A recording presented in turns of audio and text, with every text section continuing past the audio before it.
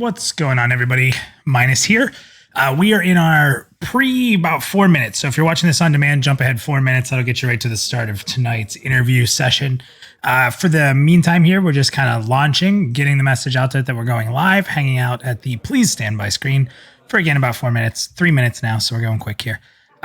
Drac, welcome. I see you in the chat there. And I gave you moderator. And it's funny because you said, whoa, mod view is a whole new world. That's the funny part, because I just literally looked at that for the first time and said that to Leksur. And I thought that was pretty funny. So welcome everybody who is here early, checking us out. We will launch the full show here very shortly. What's up, Zorflo? Oh, Zorlof. Jesus, pronouncing names wrong. I saw that we actually had X Distro in early. Welcome. And thank you for the follow. Appreciate that. I am going to grab that beer now, Drac. That's true. And if you ask these guys, I actually got a beer. But we all knew that wasn't going to last to showtime. Come on. But we'll be right with you guys. Chat it up. I am going to start a poll that you'll see as soon as this starts. You'll be able to vote in. But I'll give you guys a little early heads up on this for the people who came early. So the poll is, what class excites you most in Defend the Night? We're going to chat a little bit about some of them tonight. But you'll have a list of them, and I think you'll find it pretty funny as well. But you'll see that coming up in the chat there. So, and again, 2 minutes, and then we're going to go launching live. Let me grab a beer, and we're going to have a good time tonight.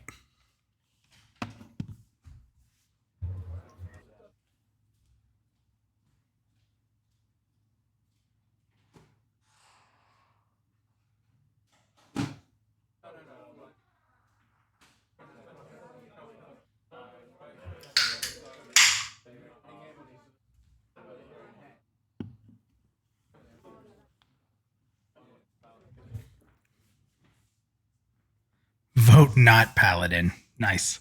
Hey, I had to. Listen, I wouldn't expect any less. 2 minutes till we go live, guys. Everybody get ready. Get your buckets ready. No one's getting out. Beans for y'all. Yep. Beans are coming. We got a lot of good stuff going on. So it's gonna be a good one, man. And there's a secret voice there you didn't even know about yet. Secret voices. Yeah, guys, we're going to learn a lot tonight. We're going to get in really deep. We'll see what kind of information we can get. So if you guys like talking about classes and you want to talk to a developer about how they design classes and class theory and all kinds of cool stuff, and then obviously we're going to have a review. But I don't want to get into too much because this is pre-show. We got 1 minute left. So if you're drinking, drinks up. Cheers. Classes. Tech Ninja asked to say it again. It's my favorite thing, honestly. And MMORPGs, I'd have to say that class design and theory, it's good stuff. The vote will be up on the screen when we launch the actual show here. This is it. You guys can't get out of this now. We're about to go. I don't know. I got plugs I can pull. All right. So I would see 9 o'clock. So let's go ahead and get this show going. I'm going to start it up now. Little viewer warning from our pal, Nathan Napalm. Oh, we're live? We're streaming right now? Cool. Awesome, man. Let me just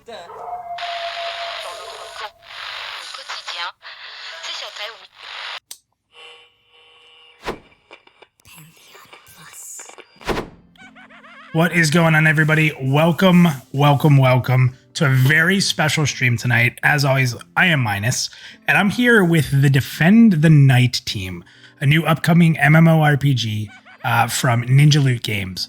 So already the chat's exploding. I thank you guys very much for that. It's going to be a fun night. We're going to get to you guys in the chat, and we are opening up the green room, similar to if you've ever seen our Plus U shows. We will have the green room open so that you guys can jump in there and actually come on and chat with the developers tonight. But at the end of the day, let's talk about what we're doing here. We are going to be talking pretty heavily about classes. We're going to talk theory on it. We're going to unveil a favorite, I think, of a lot of people. So let's go ahead and start with introducing our guests, plural, tonight. We weren't expecting to have two. But we are going to have two of the developers of Defend the Night on with us tonight. So let's start with the one you can see, the one you're familiar with. You've seen him probably a ton on the Pantheon Plus channel here. That is one of my friends, Leksur. So Leksur, welcome to tonight. Thank you for your time. What's going on, man? How are you? Hey, glad to be back as always. I'm going to say one thing about our special guest is expect from Defend the Night that we promise little and always over deliver. There you go. There you go. I've been told we're going to get a lot of info tonight. If you guys have questions, ask them because we might be able to sneak in some stuff, pry out some info. Leksur is actually a lead designer for Defend the Night, if you did not know that, which is awesome. I'm very happy for him. I know it's been your lifelong dream to be a part of a game like this and to be a part of a team like Ninja Loot Games, which is, from everything I hear, and I'm not just blowing smoke, has been a really good time. So absolutely. Super happy for you. I know the passion and love you have for this, just chatting with you. So I really do appreciate you coming on the show tonight, being willing to talk about this. And furthermore, another one of my friends from the team, who we somehow, this is Leksur power, just conned him right into jumping into voice and saying, hey, come be a part of this, is Pyye, who is actually the world builder for Defend the Night. Pyye, what's going on, man? How are you? Hey, everybody. How's it going? No, it was no problem. I was going to be in the chat anyway, so more than happy to support. So, no, things are good. I just want to remind everybody, I'm the nice guy now, but when you go play some of the games and experience some of the danger and getting lost and all that, you're going to probably learn to hate me in time. But no, I'm just kidding. But a lot of good stuff ahead. We're excited tonight. We're going to release a lot of good information, and so I hope everyone gets even more excited. Yeah, if you're a fan of an MMORPGs at all, there's going to be substance for you. If you haven't heard of Defend the Night before, well, you can actually check them out at defendthenightgame.com. You can check out their Discord, and that'll be popping up from time to time in the chat as well, so you'll be able to see that. Now, before we jump into a lot of meat and potatoes, I also want to thank and welcome Scribbles, who's in the chat. Scribble MMO is another part of their team. He's in the chat, so you can ping questions at him. I just threw him under the bus a little bit there too. But we is there as well. Who's in there? Oh yeah, Noeen. I see Noeen as well. So there you go. So we have 4 members of this team here tonight. So chat, use it to your advantage. Ask some questions, get fired up, have some fun tonight. That's what the plan is. The biggest thing I'll tell you is we also have some footage that you're going to see rolling across the screen up there. Those are screenshots. These are some older stuff. This is sort of, I know there's a lot more coming. So we'll be excited to see some changes. They just announced, and if either one of you want to talk about this, you just recently upgraded the engine, if I'm not mistaken. I saw a tweet came out about that. Do either one of you want to talk about that a little bit? Well, since I'm world builder, I guess I should. So what it is, it's taking advantage of some of the things that Unity was coming out with. One of them was the HDRP, which was huge. So that's the high definition render pipeline. So that's giving us really high quality lighting effects and shading effects. With that, a lot of your old assets and things you were working with tend to not work as well, right? Because they haven't caught up. So as we get further and further ahead, a lot of these assets are catching up. We did have to put in a lot of work to change some of that. So that's what we've been working hard to do. And then secondly, there's some more upgrades coming with Unity getting better and better about how they render, like the auto terrain and things like that. So good stuff coming. It's only getting better and better, which is nice. Awesome. So I'm gonna stay on that topic for a quick second here. And both of you can answer this. So I think a lot of people who watch my channel have, particularly a little bit of an investment in Unity, right? And I think that a lot of naysayers out there say that Unity can't build an MMO, that Unity suffers from, let's say, too many things being on the screen at once. In my opinion, in the way I look at it, is a lot of old nonsense, right? Like it was kind of the old why Unreal's the best, and it's kind of a dated thought process. But how has Unity been for both of you through the development process so far? Go ahead, Pyye. Well, so here's the thing about Unity. It's free, right? So it allows indie companies like us to follow our dreams and put our passion into building these great worlds. So let's start there. So it's a great product in that aspect. So they are working hard at doing a lot of upgrades and optimizing the game. So that's good news. they're doing things like the the occlusion and things like that, where it's rendering only around you, and they're doing upgrades to the light, HDRP, and then the shading, and so there's a lot of things that are working in our favor to optimize the game better. So let's start with the fact that it's allowing us to follow our dreams and build these games, and then the fact that we're seeing improvements as we go forward, and we're keeping up with them. More importantly, so yeah, from everything I've read online, the gap has changed incredibly between what used to be the perception of Unreal versus Unity, where now Unity is really putting out a lot of great texturing tools, a lot of great environmental tools. And I think really the gap has been closed. I think that if you look way back, that it probably was the case, right? Like Unreal was ahead when Unity debuted, but I've heard a lot of catch-ups occur that they're not so far off of each other these days, depending on the tools that you invest in, obviously. Right. I mean, a lot of people that will go and say like, oh, Unity's better or Unreal's better or whatever. It really comes down to personal preference now. Both engines are incredibly capable. They both have, professional, world-class support behind them. Their feature sets are very similar. So it really comes down to what you prefer to do. Even when Unity was up and coming, and it did suffer from problems with too many, just too much on the screen, that comes down to more of a case of usability. Because someone who is a veteran programmer could potentially find a way around that, at least good enough for them. Okay. So I'm going to say this, and it's probably going to cause a lot of problems. Oh boy, here we go. If somebody says this is better or that's better, they probably have no freaking idea what the other one can even do. They really don't. It's just that's what they prefer. Well, when you become an expert with something, right? Like I'm a big fan of the Adobe suite.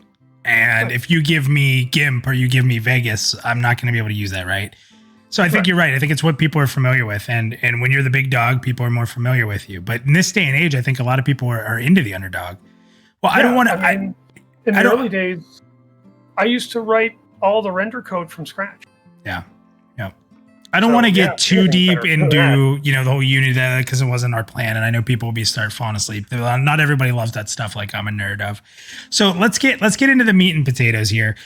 There's a poll on the right side of the screen. We would love for anybody watching to please participate in that poll. It's a lot of fun. We have a poll that says, what class excites you most in Defend the Night? Maybe some of you guys want to hear a little bit more about them. So that's fine, because we're going to do that tonight. But you can vote, and it says basically Cleric, Wizard, Shadow Knight, and you'll see beside them in parentheses how to vote. ! Vote, space, and then typically the class name or an abbreviation. Now, there's 11 classes right now announced on the website, so it made it so I can only do a poll of 10. So if you notice at the bottom, if you're a Druid or a Ranger fan, you have to hit !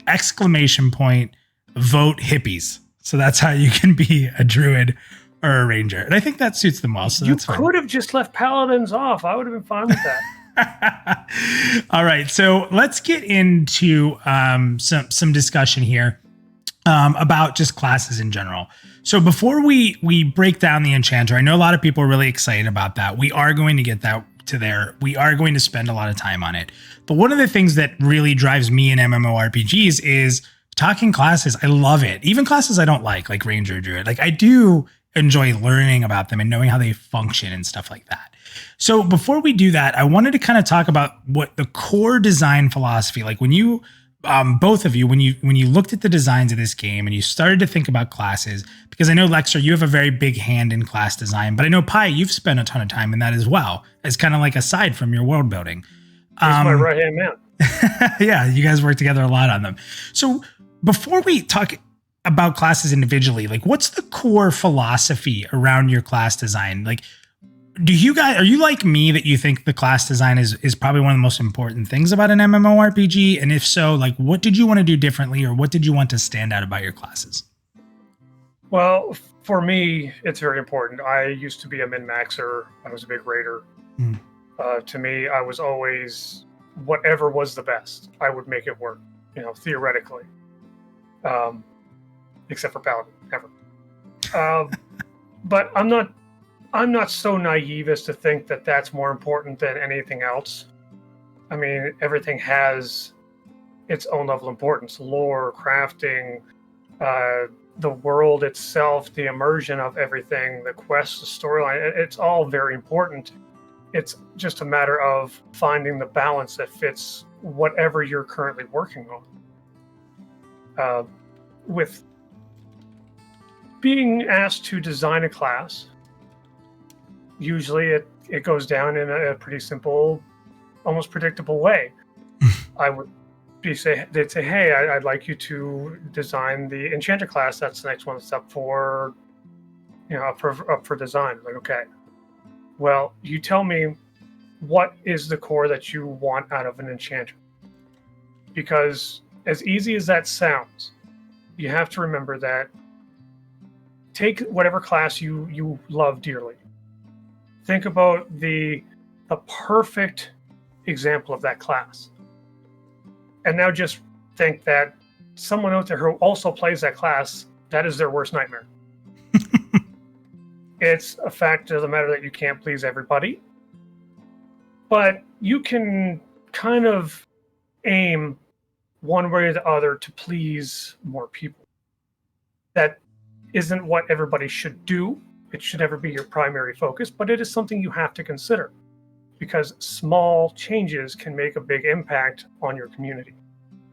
So let me ask you then, when you look at the class as a Defend the Night, are you more on the approach where if you pick a class, you have a predetermined role? Or do you believe in flexibility where you can really change how you play? Or more so like maybe you're not in a set role, but there's like one or two things you can do? Like, is it wide open? Are there a couple choices? Or do you believe in siloing the classes, like really into those harder roles? I'm honestly in the middle. I don't believe in wide open because personally, as a min-maxer, that drives me crazy because I pull out the Excel spreadsheets. It's also horribly difficult to properly balance. When you go to the opposite side of that spectrum and you really force people into a lane, like for me, I love the offensive tanks. Well, if you're telling me that's all I can do is be a tank, there's going to be days where I don't want to play him. Okay. Even though I'm a dedicated career tank. So I'm doing, like, that design does me, the player, a disservice. So I believe in you have a role, but you have other roles that you can dip your toes into. There is flexibility there to be able to go into like halfways into another lane to more define your own play style. Okay. Now, do you believe that, how do I put this? That would you rather have one class that you could stick to, like as a player? Because I think that these, when we're designing games that we love, right? Like if you weren't an MMORPG fan and you were designing classes, that's one thing. But everybody knows that you're super into these style of games. So we know that our individual like preferences and how we like to play is going to bleed into our design. I think that's in anything we do, whether it's me designing graphics or you designing characters or Pyye, you designing worlds, right? Like our flavors are going to be there. It's what makes us unique as people. With you, Leksur, for classes, are you someone then when you want that flexibility with a class, and we know you're a Shadow Knight fan, right? So if you're a Shadow Knight and there's a day where you're like, I don't want to tank today, but I do want to go with a group, so maybe I'll do some DPS or some kind of support or utility. Are you someone who would prefer to be able to play one class, or are you someone who likes to play multiple alts and bring them in? I've never been much of an altaholic. Okay. But it does happen from time to time. I'm the kind of person that if I'm playing my Shadow Knight, and Shadow Knight is notorious for being an offensive tank, I want to have the option to still be able to join my friends, even if one of my friends happens to be playing a tank and really wants to get into that tank spirit. There's no reason why I shouldn't be able to join in just because I tank too. There's no reason that he shouldn't be able to join us because I've been tanking for 20 years. So the ability to swap over to a DPS as a Shadow Knight, for example, that's something I wholeheartedly believe in. It adds the ability to create more social events within the game.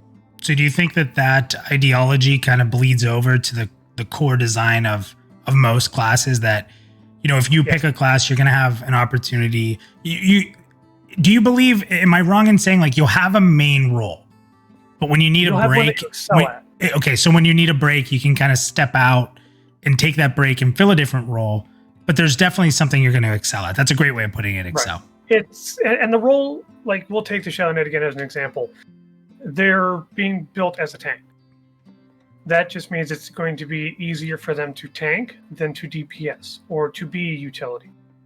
If you put in the time and the effort and the skill time and effort to gain the skill, you can be a viable DPSer as a Shadow Knight. It's perfectly within reason.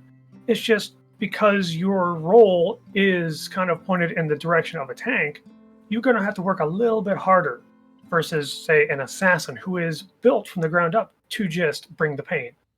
Awesome. So I did want to try to jump in. So for those that haven't followed Defend the Night, you can, again, check out their website, defendthenightgame.com. But you've unveiled a few classes where it Scribbles, he'll be if you guys don't follow them on Twitter, do it. You guys do a great job putting out like small video clips of what you're working on, even when you're just testing, and it's kind of neat. I think a lot of people like seeing even that stuff. It may not be the most flashy of videos, but when you show, hey, now we're able to aggro multiple mobs, or, there's a new spell effect we put in. It's really neat to just follow the game in these bite-sized pieces, and they're very common, right? I would say that if I'm not mistaken, and Pyye, you can also say, but Defend the Night's not a quietly developed game. You guys are usually out there. You're putting yourselves out there. You're putting out content for the community to consume, right? Yes. Scribbles has been doing a wonderful job to almost make the community a part of the team. You get to see things as they develop rather than, every 3 months, every 6 months.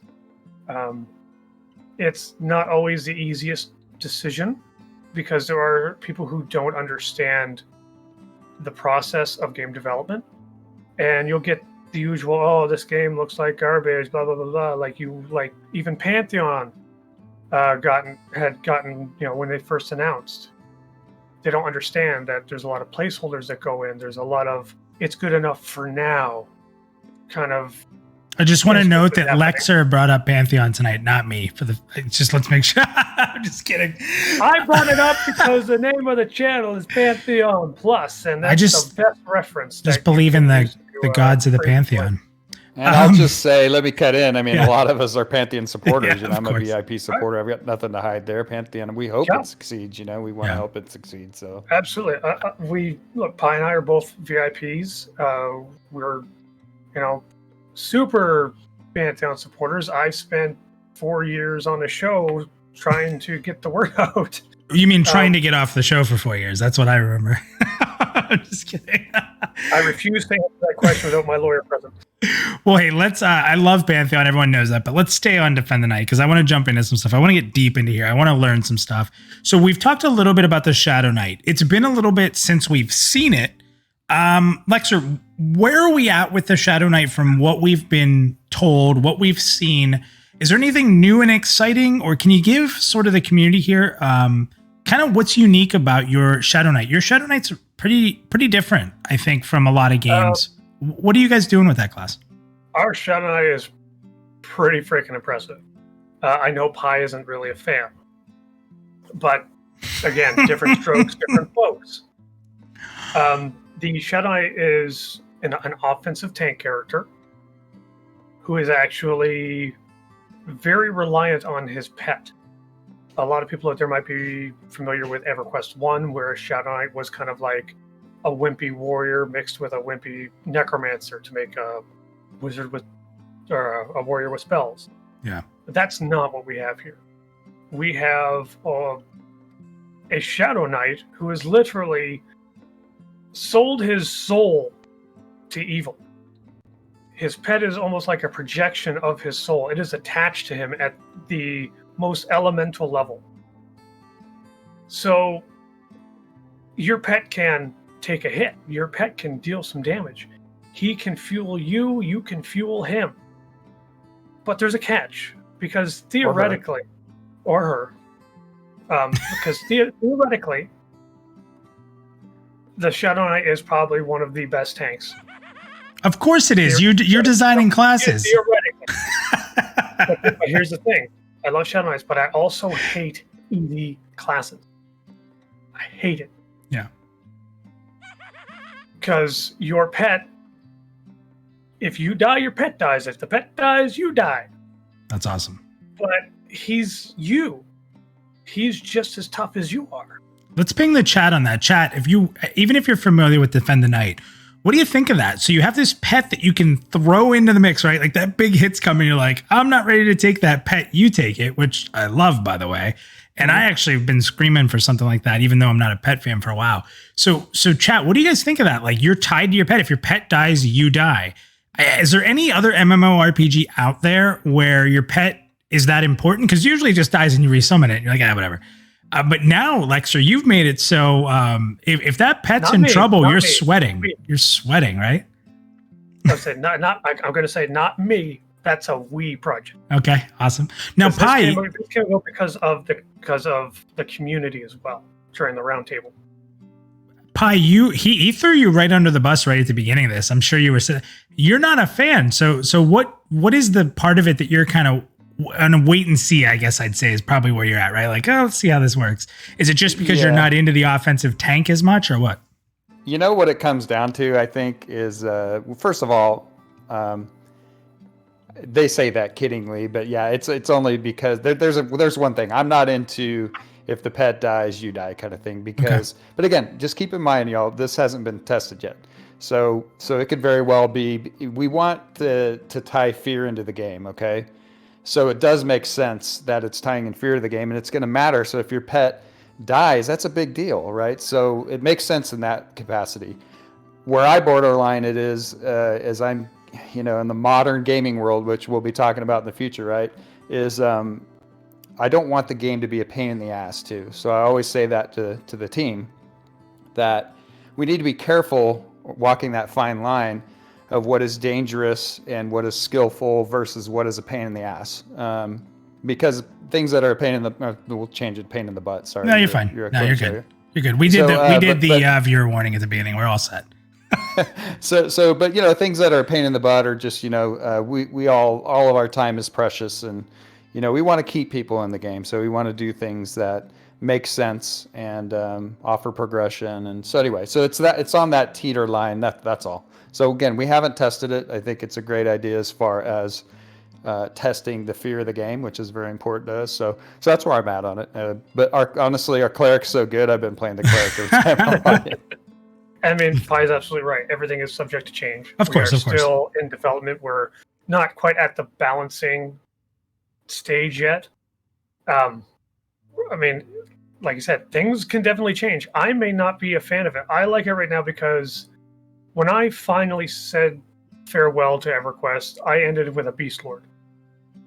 It actually made me fond of pets. The fact that as a Shadow Knight, you can teleport and almost have your pet swap places with you to take a hit, to take this effect. To me, that screams skill. You have to be able to know your timing. You have to watch. You have to know what's going to happen. You have to anticipate the fight. Now, you do something silly and you bring him into a spot where he's getting constant AEs, then you're in trouble. You should have been paying attention. So here's a question for you then, because we've seen in MMORPGs where someone runs through an area and their pet tank stuff, right? So they can just get away. Well, you're going to die if that happens. Well, keep in mind. So the other thing we didn't discuss, and I think it's really important too, is we're almost talking like this. The Shadow Knight is out there soloing, and that's not it at all. Of course. We don't even have the majority of all our classes defined or actually in place yet. So when you talk about synergy, that Shadow Knight's going to be out there reliant, which is great, by the way. You don't want them to be able to just solo and all of a sudden, we're popping these classes in to help. These extra classes are going to help that pet survive and help them do different things and heal the pet, knowing that if they don't heal that pet right then the SK is going to die. So we're really building this interdependence amongst all our classes. So keep that in mind too. We don't have a lot of those classes in place to support that SK. I'm a very, very fervent supporter of the fact that what makes a class enjoyable is that it has a very clearly defined strength and weakness. That's good. That's D&D style right there, right? I absolutely despise this. I don't need anybody. I can do it all myself. So a couple things from the chat. We did have Nick Hutz is in there, and he says, all I know so far about Defend the Night is that you're pretty smart if you play a Shadow Knight, and you're pretty dumb if you play a Paladin. So Leksur, I wanted to read that. Absolutely not. And Nick, hey buddy, how's it going? Haven't seen you for a while. Here's the thing about Paladins, and I'm going to do it right now. I'm going to say it right now on record. Here we go. Record it. I hate what Paladins have become. It is going to be my life's work to make Paladin what they deserve to be. No more training wheels. So you might play one. No more. That's my goal: is to make a Paladin that I want to play. Pyye, he didn't commit. I don't know if you heard that. It was not a commit. He didn't commit. Well, to he never thought he was going to play Cleric, and he enjoys the heck out of our Cleric. So, well, I want to play an Enchanter too now. Okay, well, phenomenal lead-in, because one of the other classes that you did reveal, and a lot of, I don't know if you guys have kept up with the chat. It's been going pretty quick here, and I thank you guys for that. Also, just so you know, Ninja Loot Games also defined the Shadow Knight role as very high risk, high reward, which I love. The last question I have, and then we're going to move to Cleric. Can I run around without my pet out? Yes. Okay, that's nice, because then you can get through dangerous areas and not worry about your pet getting stuck. So that's right. It's a case of you don't have to have him out, but if you are like, say, a min-max or someone who is skilled and loves high risk, high reward, not having your pet out is kind of like chopping yourself off at the knees. You have half the health pool, half the mitigation, half the ability to hold threat. It just doesn't make sense not to have him out. There's going to be cases where you're just going to have to get rid of him, and you shouldn't die if you go, hey, go away. Yeah. Cool. And I'm pretty sure we're going to develop where he'll be on follow only mode and stuff. They'll be smart about, getting into a thick area all of a sudden, and he's just not going to go aggro everything. You'll probably have pretty good command on that too. So awesome. Well, let's jump over to that Cleric, and Pyye, I'll start with you on it, because I know you're a fan of this, and Leksur said it. You've hinted. Can you I know obviously about the Cleric, I've been following, but for people who may not know much about what you're doing with the Cleric, what makes the Cleric stand out in Defend the Night against what people may know of Clerics across MMORPGs right now? So I didn't comment on class design earlier, but we can now because it would apply to the Cleric as well. So again, I always say this, and I'll say it until I go, but situational gameplay is everything. And so situational gameplay is you react to dynamic situations, and we want as much of that as possible. So we developed the Cleric to, and by the way, not just the Cleric, but a Cleric is a perfect example of, you could just go pure holy and be this pure healer. Maybe you don't like to mix it up and do different skill things, and we didn't talk about talent trees yet too, which is going to really ultimately define the classes.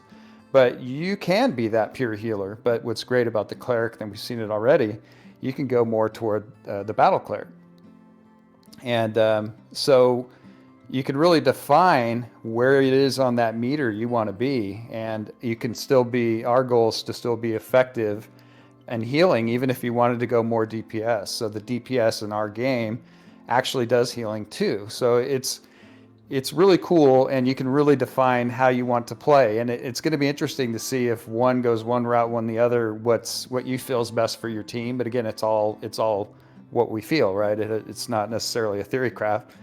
So that's what I like about it. And then there's spells. I think we went over in previous episode. They're just very creative spells, and they're just neat. The one that if you time it well, you throw a rune on the ground, and all the damage that's being absorbed then explodes. So you time it to where there's multiple mobs around you, and then you get that max damage. Things like that. Just very creative ways to heal.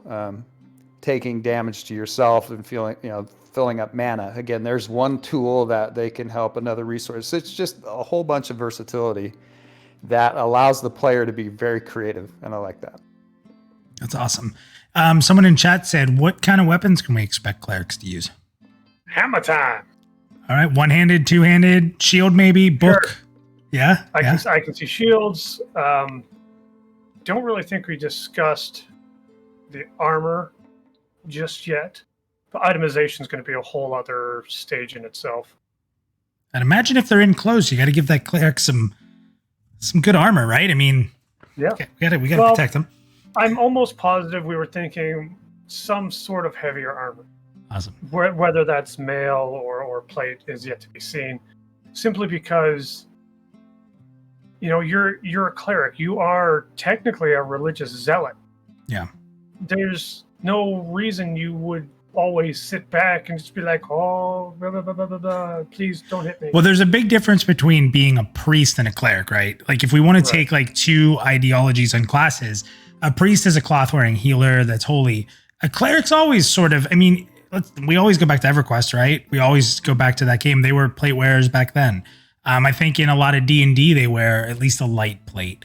A cleric's always been more of a plated healer. And in instead of like a druid who's like a leather healer or a shaman who's a chain healer, or like that priest character.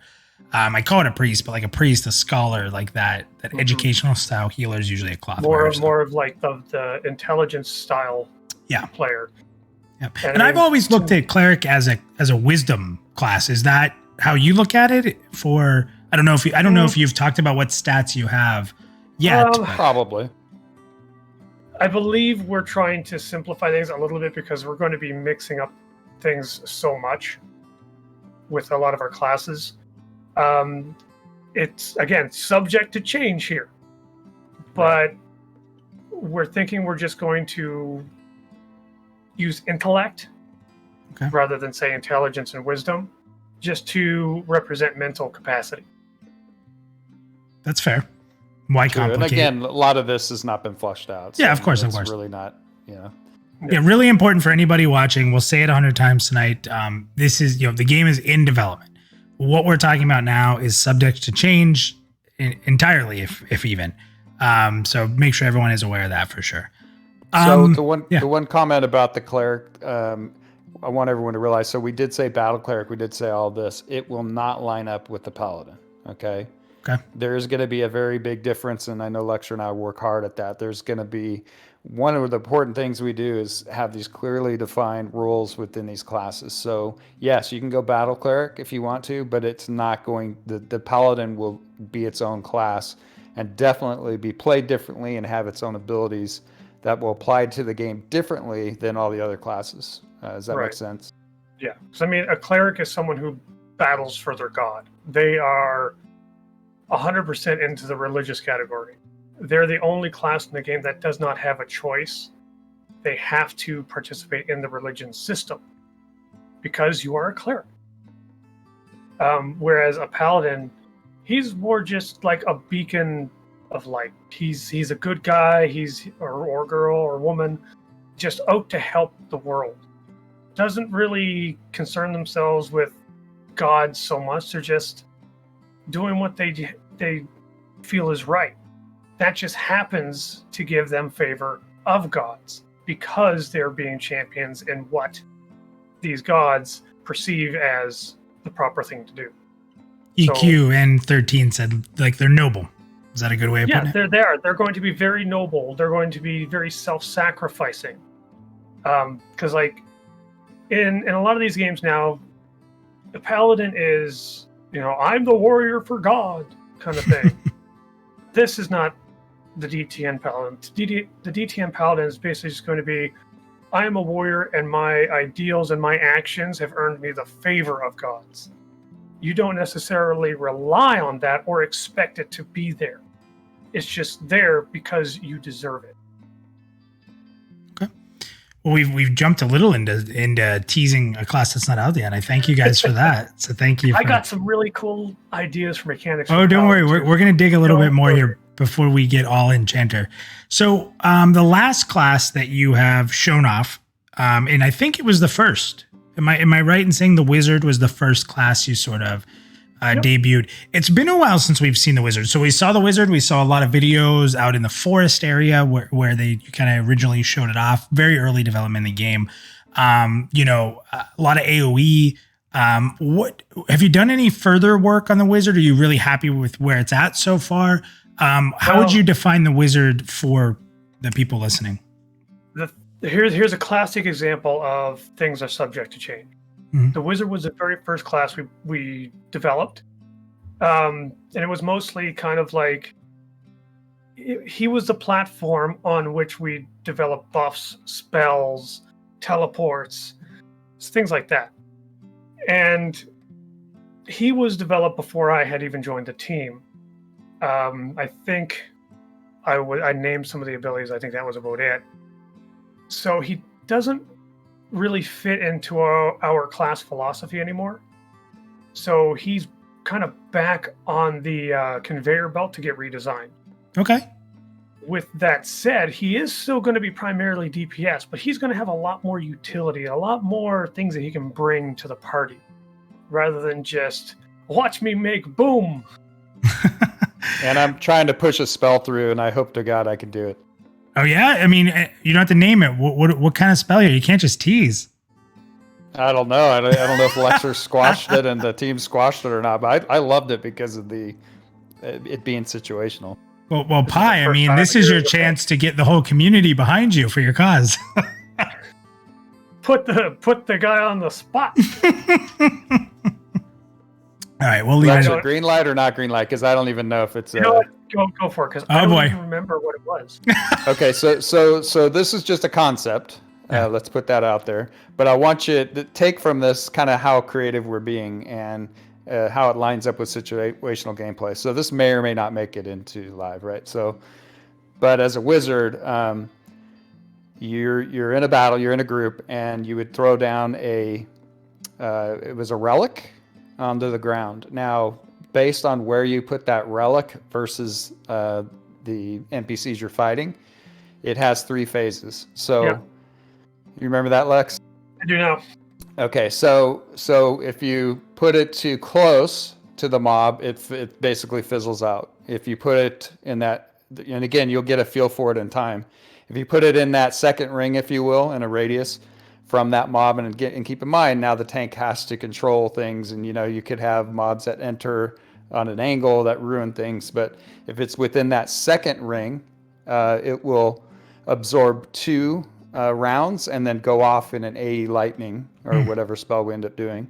And then if you put it just right on that third range, it'll absorb 3 rounds and then have this huge crack of lightning that I wanted it super loud, like a big lightning came in with thunder.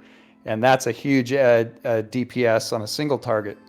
And if you place it too far outside that third ring, it fizzles and goes out. So actually, I'm sorry, the first ring you get minor DPS. So that's what it was. So if you place it too close, you still get DPS. But on that fourth one, where you're taking that risk of having that huge damage, it can potentially fizzle out and you get nothing out of it. That's awesome. It reminds me of like shuffleboard. Like you can go for the easy points by not pushing too hard, but if you really can get it near that edge, you're going to get the most, right? So I actually like that. Instead of just giving it to them, there's little things that you bring in skill, right? You bring in skill and party coordination. Yeah, that's what we're really after. I like it because it's one of those things where if you take too long to do it, you're theoretically losing DPS because you're stuck in that targeting circle trying to figure out where to place it. But when you have the skill, you can drop it knowing exactly where it's going to hit. No problems, no fuss, no muss, just done.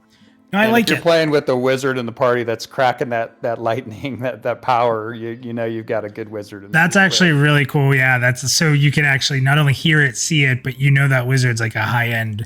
And I think it's important. Like we've seen so many like placement reticles or placement spells, but to put a little more strategy into it where you can maximize your ability to, especially for a ranged class, right? Like you perfect that range, you're going to get the most out of it. I actually really like that. It's a cool strategy.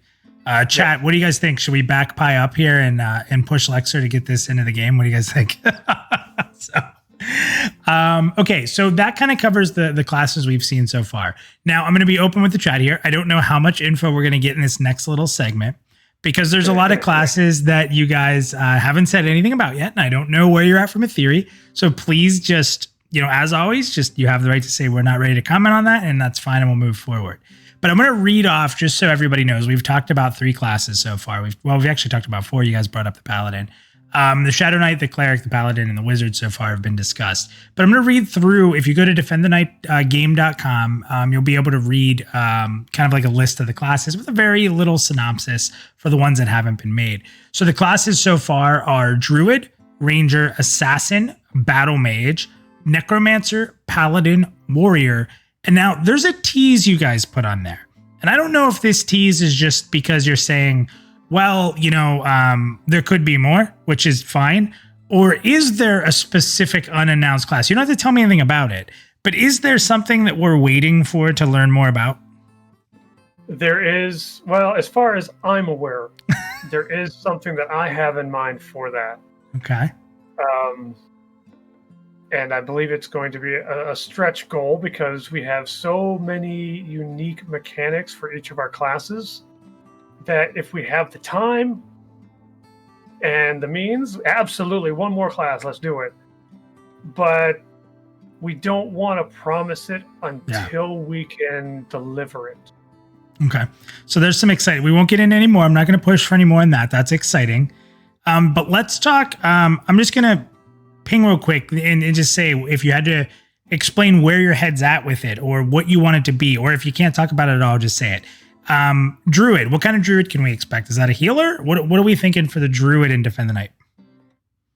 My first initial thought is going to be something to take what most people are used to, would be to say somewhere on the spectrum between a Druid and a Shaman. Okay. So more Earth Elementy, maybe? Yeah, possibly. Earth and nature, yeah. Earth and nature, okay. With kind of more focused on bringing everybody up. Okay. To a new level. Did you see EQN13 said Chloromancer? I think that's the Maybe. one. I think that's the one class, right? Like when we look at other MMORPGs like that we wished were better or that didn't really work out. The one thing Rift did a couple things pretty well, but man, that Chloromancer, I think everybody talks about it. I played every combination in Rift. I love them all. Chloromancer was so refreshing. And yes, I will be going back to Rift when it comes time to work on the Druid just to kind of help get the juices flowing. There you go. That's exciting. There you go. One EQ. thing I could say is Scribbles has his heart into the Druid too. So I know we're going to get a lot of feedback and passion out of Scribbles in developing this one. And there's already been some concept on how to define that class too, which is going to be very interesting. So a lot of that comes down to testing. Awesome. I could be wrong here. It's been a while. I think that one of the mechanics that Scribbles and I had talked about before I had joined the team for the Druid is what actually got me onto the team. Good little tease. Well, never before seen. Okay. That is true. So that's cool because what I'm liking here is that we have different members of the team that have a passion so far for different classes. So it'll be fun to see you guys battle it out with who's stronger than who. Let's go to the next one here. Rangers. So what I typically know about Rangers is they're usually elves, so they're worthless. They're usually dead, and they usually have to carry around a bunch of arrows, so it's really annoying playing them. But since Cleric is here, even though I've pretty much explained the only way to make a Ranger in an MMORPG, what are you thinking with Ranger? Are we thinking more the ability to dual wield like you see in D&D? Are you thinking more ranged capable? Are we going to see one with the animals and climbing trees? Where's your head with Ranger in Defend the Night? My initial thought is, I need to do the class justice to get rid of this old joke that I heard a long time ago, which is a ranger walks into a bar. Loading, please wait. I see the ranger as more Aragorn versus Legolas. Okay, that's actually a really good way of describing it. Right. A more rough and tough, yeah, you can get up in the mix, maybe even tank a little bit if you're good. Ranger But- tank. Yeah, I would think But not that necessarily. tracking is going to be important too in our game. Tracking Right? is going to be incredibly important. Now, will having a ranger mean, Pyye, this is directly for you. When I'm lost in one of your mazes of a dungeon, is that ranger going to help me find my way out so I can go to bed? To be honest with you, it should, right? They're master trackers, and honestly, you're going to get lost. I get lost building it. I mean, I'm in there. I'm not kidding. It's the funniest thing. I'm like, where am I? And I have to go all the way up out of the scene to figure out how to get back. It's the truth. So you're going to get lost. So I think that ranger class that's a great suggestion, and one I've talked about, I think, is being able to track maybe certain landmarks, right? Oh, that's cool. Once you That'd be learn where cool. those landmarks are, they should be able to track you to that, and then you'd be able to, make your way out from there. Maybe not all the way to the entrance kind of thing, but definitely a benefit to the team. That's Yeah, a and Derek, really cool I system. saw your comment, Derek. I'm not saying rangers are tanks. I'm just saying rangers are not going to be sissies. There you go. They're I got to able tell you, to go toe to toe and not die when something coughs. But There will be bows. Pyye, you just blew my mind, honestly. And that's, I played a lot of MMOs. You blew my mind with that tracking thing, like landmark acknowledgement for a class. That is so cool. I don't like rangers, but I'm happy I'll have Theric with me now, because Theric also gets lost everywhere we go. So he needs that. He really needs that. So that's phenomenal. Yeah, so the idea would be you discover it first, right? And then you should be able to track to it. So maybe the ranger has specific ability to define, here's a landmark, a world landmark, and they can make that a part of their abilities now. And once they get that landmark, they can always track to it within a range maybe, and they can build that skill up to define that range or something. That's really cool. Really cool utility, really cool class fantasy. Let's go. I'm going to skip. Write that down. Class fantasy. I've already got something like that in my brainstorm notes. I'm going to skip the next one that I announced in order, because we're going to talk about that one a little bit more in depth here. Battle Mage. Now, when I was reading through this list, I don't know if you guys were watching chat, but the Battle Mage with a question mark, or what's a Battle Mage, that came up a lot. And here's something interesting. If you're a D&D fan or you follow fantasy, Battle Mage isn't an uncommon thing. But man, it's almost non-existent in MMORPGs, right? It's strange. So give people a taste of when you put the words Battle Mage on the website. What were you thinking? Well, it was there before I came in. But don't get me wrong, it's one of the things that really excited me about it, because in my mind, a battle mage is a swordsman in lighter armor who just was never interested in having to read all these books and to stand back and chanting these words. Wants to get up and actually cause some carnage. Just use magic to help enhance that. That's awesome. Anything, Pyye, that you want to add? Yeah. Scribbles just posted a really nice quote into chat too that is pretty much how we define it right now. I will say this, it's a great addition, right? I think it's going to be a really popular class because you have a lot of people that just think DPS and damage and destruction and power, and they're not going to be these little light cloth wielding characters. They're gonna bring a lot of power and damage to the party. So it's gonna be interesting to see how we define that. Obviously the elemental aspect to it as well, because they're dealing that elemental damage. So you're gonna have situations where they're gonna reign supreme on elementally weak bosses versus maybe a warrior would reign supreme on one that is pretty much elemental immune or resistant, So there's going to be different scenarios where I think all those tanks and classes will shine. So that's good. Yeah. Could we see a battle mage, who maybe has a really cool two-handed sword that, a warrior can use, a paladin can use, they can use whoever, or whatever. But because I'm a battle mage, like I can, put some kind of temporary enhancement on that sword. So now I'm, is that something you're kind of thinking with a battle mage? For those of you that are role players or have a really good imagination, just imagine your character walking into a bar. Maybe you see a scrawny old human or Alphard leaning on the bar top. You go shove him out of the way. he picks up a fork, and now all of a sudden the fork is crackling with lightning, and you just realize you made an awful mistake. That's awesome. right there's your battle mage. Cool. Little attitude, a little magic, little flair. They look like a pushover, but oh boy, I hope you have insurance. That's awesome. I love it. Yeah, we haven't talked about it at all in any detail, so this is all just kind of having fun. But imagine them. I imagine them like a little whirlwind. As they gain momentum, they gain power, right? That's So awesome. it'll be about maintaining that momentum. Very cool. Yeah. Couple more, and then we're going to get into the most important class. We've already talked about Paladin, so you guys have already given us a lot of good details on Paladin, which I love. Something different, something we're going to feel that's not going to be this jack of all trades, but more of a defined purpose. That I was thinking as you were talking, Leksur, talking about how they're, a good person trying to do right, kind of being in that grid of D&D, right? Like lawful neutral. Is that kind of what you look at? Like they're bound by law. They want to do good. They're neutral. They wouldn't break the law just for the sake of breaking the law. I mean, if they broke it, it would be for an obvious reason. Like, say, jaywalking is a death sentence for some odd reason.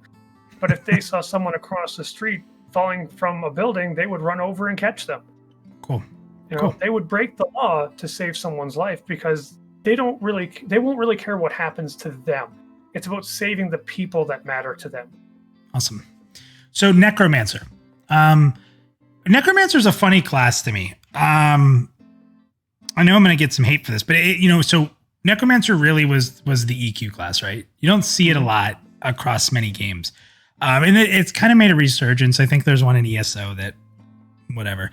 I'm not as a big of a fan of a Necromancer. Like it's whatever. Like, okay, I summon undead. Maybe it's because most of the time I'm accustomed to it being a pet class, right? Is Necromancer and Defend the Night, are you guys building around it being a pet class, or are you building around it being something different than that? That one's still pretty high up in the air. I mean, I loved my Necromancer in EverQuest. That's what started my EverQuest journey. I'm going to tell you right now, Necromancer is not going to be a solo class anymore than anybody else. Okay, I like that. I think a Necromancer without some sort of pet would be very disappointing.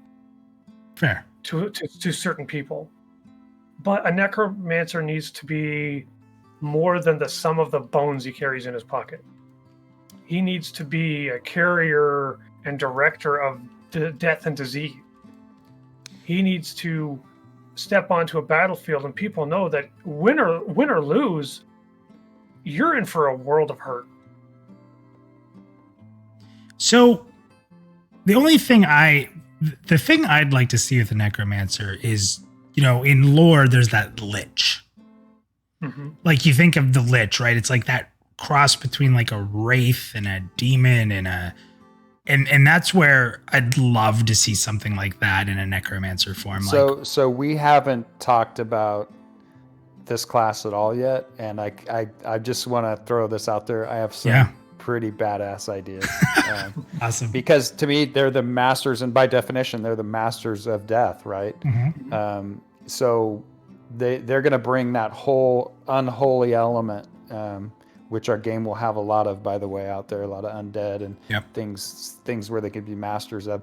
And again, we want to make sure, we say it's not a solo class, but obviously they're going to be pretty powerful, right? They're going to have minions and different things. So, but at the same sense, we're going to really work our tails off to make sure that they're just as utility in their own light, or darkness, I should say, than just as well as the other classes. So we got our challenges ahead, but I've got a few ideas that are, I think, going to be really cool. I can hear it in your voice. Like I can hear your excitement in your voice, Pyye. You're like, I got some stuff here. I love it. That's exciting. I love just, and I can see it even in chat with Scribble and knowing like both like getting excited about things and Leksur hearing it from you and Pyye, your voice. I love hearing that there's kind of people championing different classes a little bit, right? Like getting really excited like with these great ideas. And I think that that's what makes class design great. No offense, Leksur. It's not that I don't want you to be able to be the lead designer in all the classes, but let's be honest, we need more people like that, like paladins a little bit. So I made a tweet today that was a short list of things that being a designer actually taught me. And one of the items on that list was unbiased opinions are worth more than diamonds. They really, really are. Because if it's the number one thing, basically, that being a game developer or designer has taught me is no matter how good your idea is, your first version of it sucks. I'm sorry, there's just no other way to say it. It just sucks. Every idea has merit. It certainly has potential, but it takes time to refine it and get it to where it is finally a good idea. And we can sit around, Pyye and I, and we could talk just one class for weeks. Yeah. And not even put anything on paper. Just go, oh, what if this? What if that? But what it really means to be a game designer is you are taking one idea, like say in this case, the Enchanter, and you're trying to make every idea within the Enchanter fit with every other idea in a game.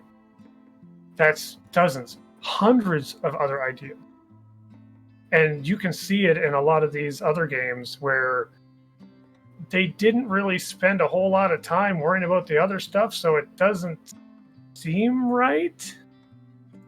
That's because they didn't spend a lot of time on it. They didn't really bother to sit down and design it. They just made it. All right. Now, there's one more before we get into the best class ever. Warrior. So Warrior is an interesting class to me. It's in every game. A majority of games allow almost every race to be a warrior. They're tried and true, but they're not played out, if that makes any sense. Right.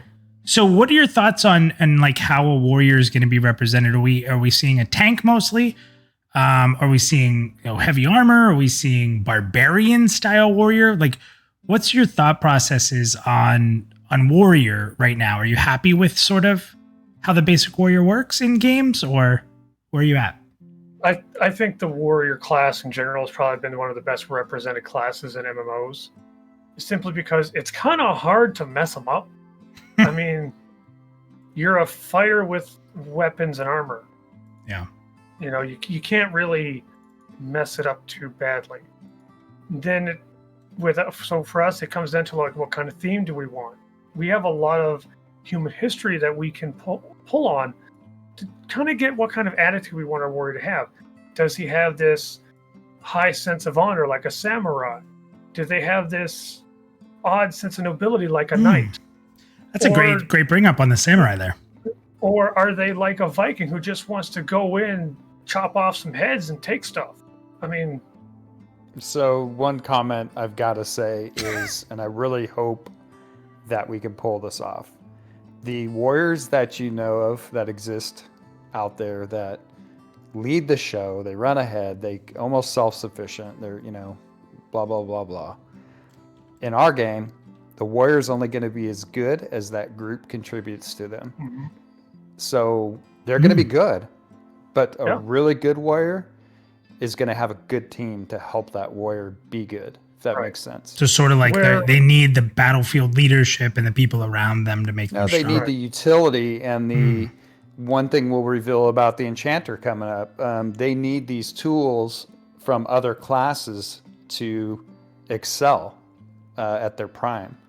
They can only be so good, in other words. So it's really a teamwork situation. You want your team to be doing their job to maximize the warrior's potential versus also other, like even the assassin's potential, you name it. Let's put it this way, by a comparison of tanks. The Shadow Knight is very self-sufficient. Don't get me wrong, buffs and all that are great, but he goes in with a goal of this thing has to die. That's all he cares about.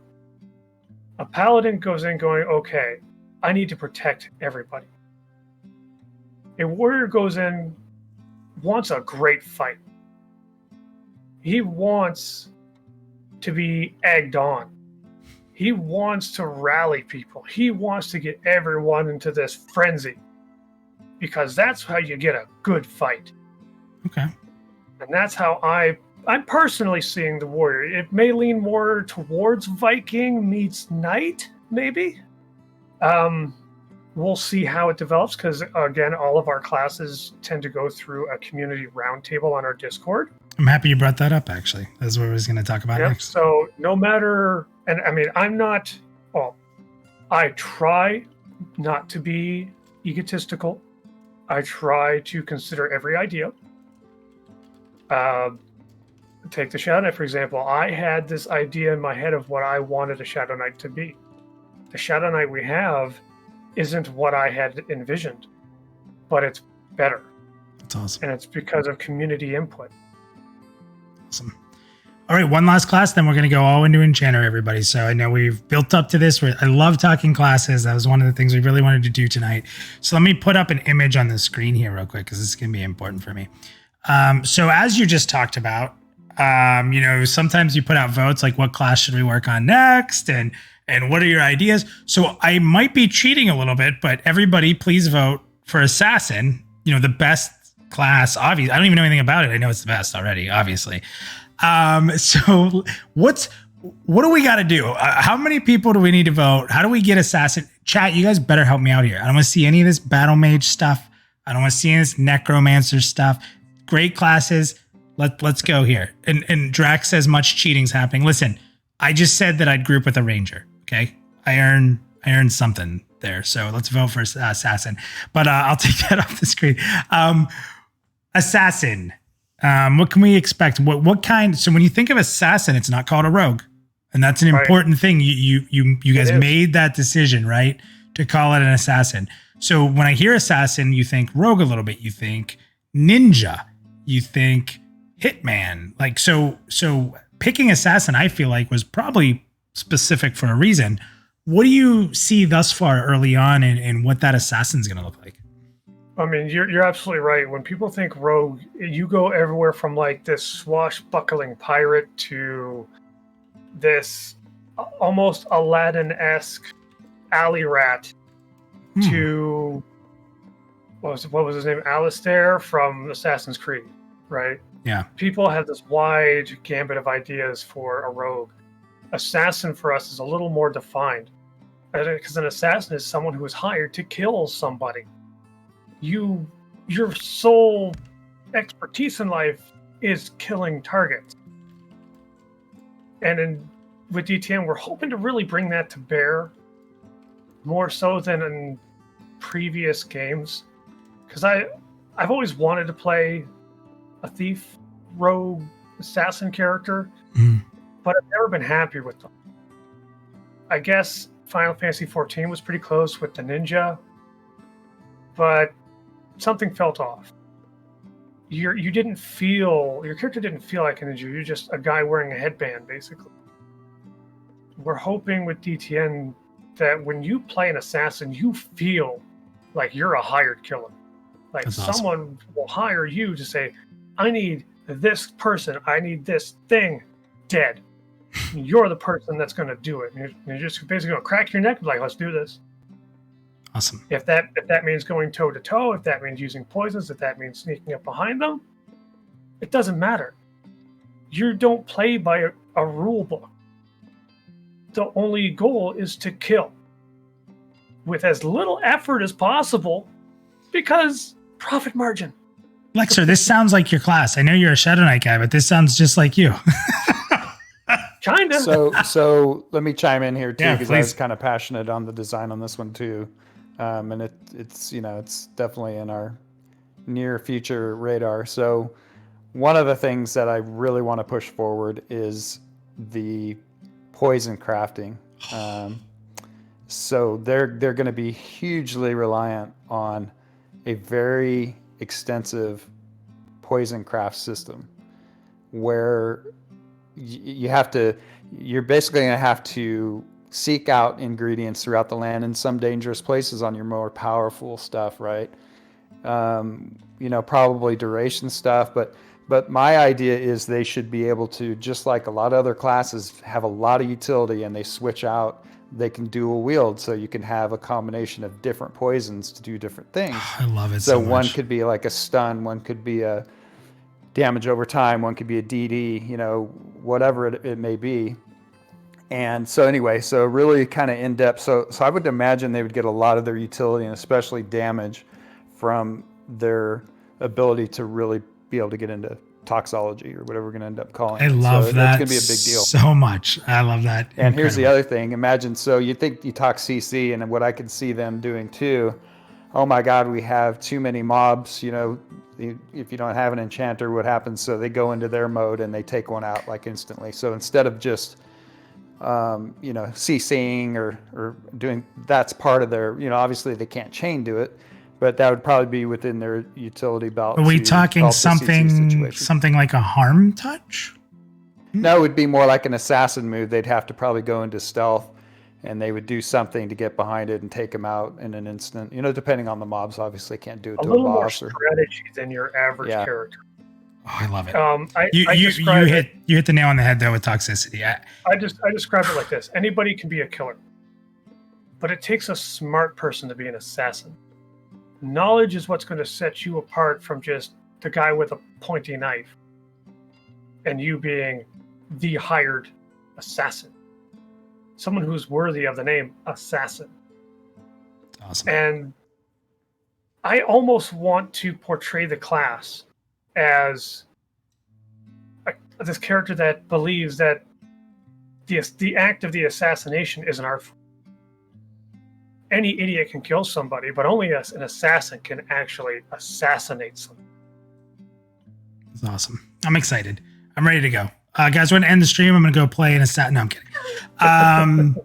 Okay, so first of all, Pyye, Scribbles in chat, Norween, Leksur, awesome run through there. I know there's a lot of stuff that is very early, so let me please say to anybody watching, know that a lot of this can change, but we talked at the beginning about the community that you guys do take input from, the fact that you share a lot of information out there on Twitter, Discord, various means, the forums on your website. There's a lot of open dialogue, open showing of what's going on. And to be able to kind of talk through these classes with you guys the way we have has been super enjoyable for me. I know a lot of people are waiting for Enchanter, and we're going to do that, but I just want to thank you guys for being able to kind of talk about some of that stuff that I know it's tough when you're a game designer. You don't want to overdeal your deck, right? Like you don't want to deal a bad hand for yourself. But I think that everybody's really excited, and I've seen a lot of super positive stuff about every class. So thank you guys for taking some time to go through those with me. Super enjoyable, and I'm really excited. So thank you. So let's get into it. Everybody wants to know about Enchanter, one of the world's most favorite classes that doesn't exist anywhere. It's the craziest thing in the world to me. I know there was an Enchanter in EQ2, but there's one Enchanter. There was an Enchanter in EQ1, and in my opinion, that's the only one there's ever been. And no game. Why you don't need it? Why it doesn't exist? Why? Because you don't need it. That's what I was trying to. You don't need. It's not designed that way to need it anymore. Yep. You could just run through waves of mobs and it doesn't matter, right? So it's going to matter a big deal in our game. So that's why it's coming back. So the first thing I'd like to do here is I have a small video from Scribble. This is, I wish I had that Xbox world premiere thing. Like, they show that world premiere. So we have a small little thing here that Scribble put together that I'm gonna pull up on the screen here, and you guys can check this out. This is a world premiere of some Enchanter stuff here, and there's something we're gonna have to talk about once we play this. It's gonna take a lot of discussion here. So just a really quick little clip here. Check this out, guys. World premiere on Enchanter.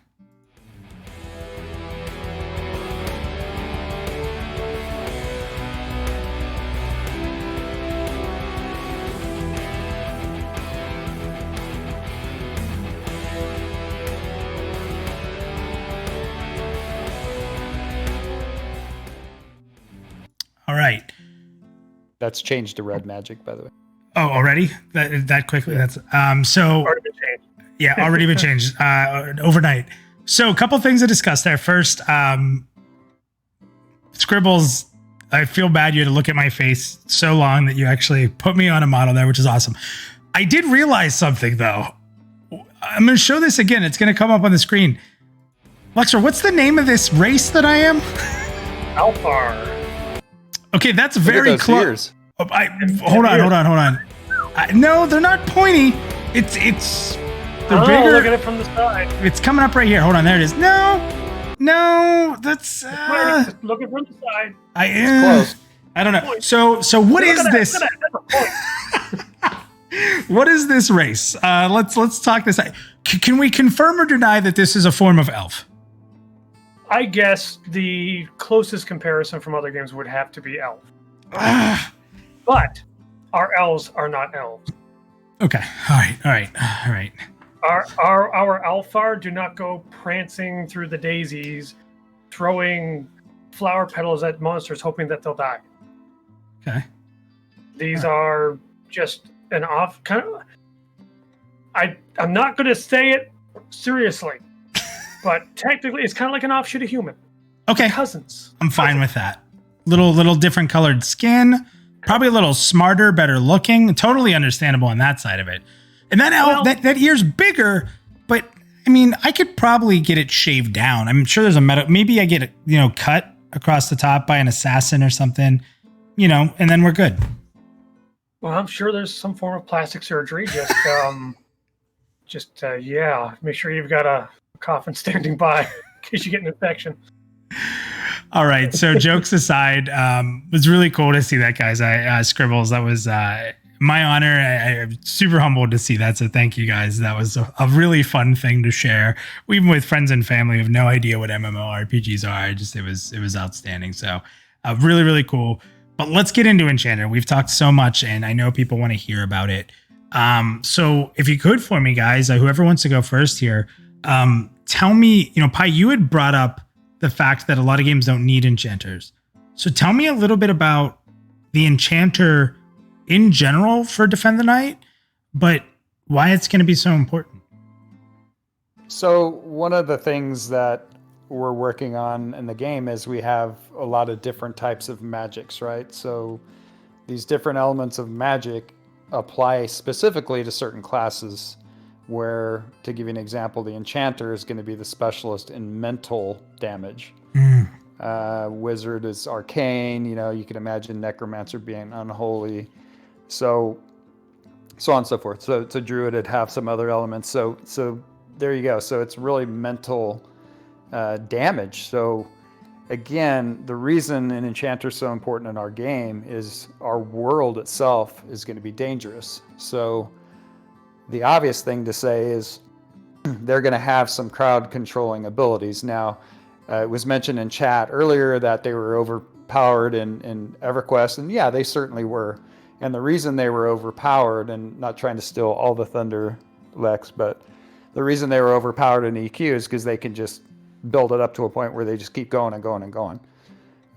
There's really no stop to it. Plus, they can do that. Everyone expected you to do a charm pet, right? I just played through on Mangler again, and so they do. They expect you to do a charm pet to a certain point, So they are overpowered in that sense. Well, don't think of the EverQuest Enchanter when you think of ours. So you brought up a point. Why are they needed? Because in our world, if you do not control the situation, or you're trying to navigate to certain areas, it's going to be very difficult if you don't have that answer. And I'm not saying you have to, because the great thing is you don't have to have an Enchanter necessarily, because other classes will have utility. But you could probably, you can count on them being a very major part. And again, it's not just crowd control, it's other things that we'll get into. Okay. Leksur, any thoughts on that? Well, it's like, technically with our Enchanter, it probably shouldn't be named an Enchanter. But it's named that because it's kind of like a salute to those who came before us that are the reason we're here. Namely EverQuest 1, EverQuest 2. A lot of us came from the EverQuest era. We're the people we are today because of that franchise. Yeah. So, because to me, an Enchanter is someone who does party tricks with illusions, Oh, I like that. Kind of like a mental trickster. Yeah, it's not really someone who would lock somebody down, but that's what we have here. We have your typical class whose primary focus is to control the battlefield, not necessarily do the most damage, not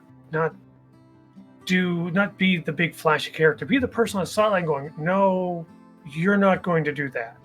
You're not killing him today. Sorry, you stay there. You guys, let's kill him a little faster, please. Okay, thank you. He's like the overseer of a group or the supervisor. Now, will there be any class that fits this Enchanter role outside of the Enchanter, or is this really going to be a specialization piece for this Enchanter? Right now, super specialization. Enchanter does what Enchanter does best. That's awesome. Now, do you? However, you can get by without one. Yeah, of course. It's not this thing where everyone has to have one, because, like I had said earlier, while you may have a certain role, it does not mean that you will have abilities that don't fit into other roles. Wizards are going to have methods for locking things down. Assassins are going to have ways of locking things down. Cleric are going to have ways of locking things down. It's just that the Enchanter, that's what they excel at. That's what their goal in life is just to make everybody their bitch.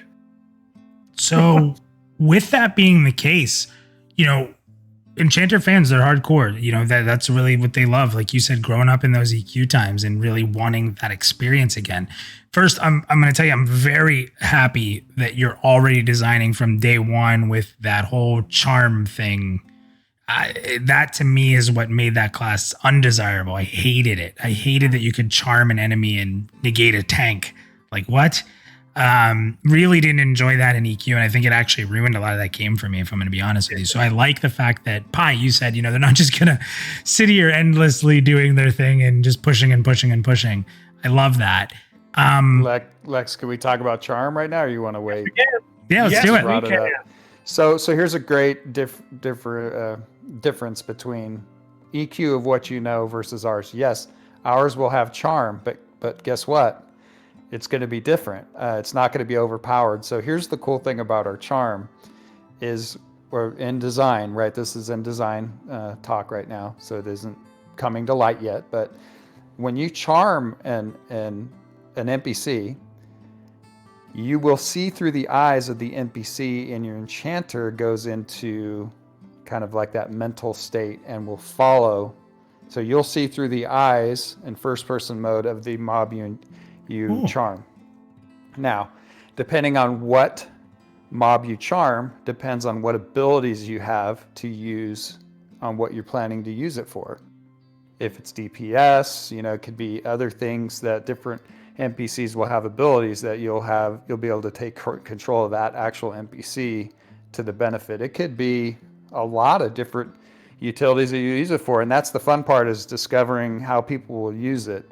But it's not just this OP thing that sits by your side and you could do all this extra damage and still control a situation. If you go into first person mode on that character and your actual Enchanter goes in the follow mode, all of a sudden now you're more limited, right? You might have a extreme benefit at the time, but if your Enchanter gets damaged or interrupted in any way, that charm immediately breaks, and then you're going to have to kind of reorientate yourself and get back into the action. So it's a lot different in thought. So you're sort of sacrificing your skill set for that of what you can discover from the creature. Exactly. You are essentially swapping your Enchanter out for that mob. You'll get the abilities that mob has. There's a lot of extra utility here, because what if an enemy cleric has a buff that clerics don't usually have? You could buff your party, break it, kill it, and then go about your merry way. That's awesome. But while you have something charmed, yes, you're going to be essentially a DPSer now. You could essentially be a wizard if you wanted to, or a tank. But that means you're sacrificing your ability to mez and everything else that your Enchanter do, because it takes so much concentration to control that mob. You can't do anything but just focus on keeping that mob under wraps.